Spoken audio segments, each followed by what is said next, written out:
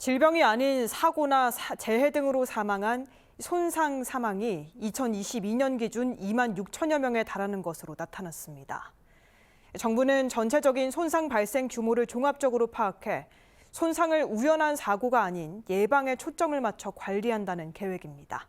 정유림 기자입니다. 병이 아닌 사고나 자살 등으로 인한 손상 사망은 우리나라 전체 사망 원인의 4위에 달합니다. 손상은 질병을 제외한 각종 사고와 재해, 중독 등 외부 위험 요인에 의해 발생하는 문제를 말합니다. 2022년 기준 손상으로 입원이나 외래를 경험한 사람은 288만 명, 2만 6천여 명은 목숨을 잃었습니다. 손상으로 병원을 찾은 환자가 부담한 진료비는 5조 8천억 원으로 10년간 증가 추세를 보이고 있습니다.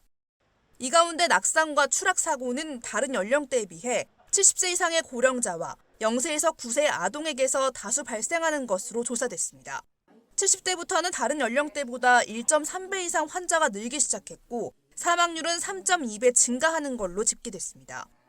아울러 70세 이상 연령군에서는 추락으로 인한 중증 외상이 발생할 경우 사망률이 약 71%에 달하는 것으로 나타났습니다.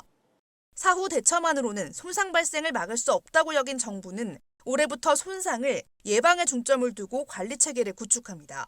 이를 위해 각 소관부처별로 생산됐던 자료를 협업 체계를 구축해 종합 통계를 냈습니다. 손상으로 인한 사망, 의료기관 이용 등 10년간의 빅데이터를 활용해 중증 손상 예방 전략을 사전에 세우겠다는 겁니다. 또 올해 손상예방법 시행을 통해 적극적인 손상 예방 관리 정책을 수립하고 추진합니다.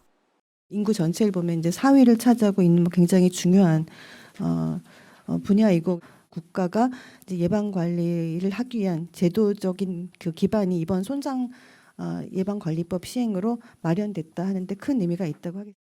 체계적이고 전문적인 정책 지원을 위해 중앙손상관리센터도 신설 운영됩니다.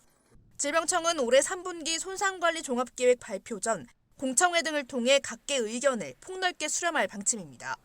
KTV 정유림입니다.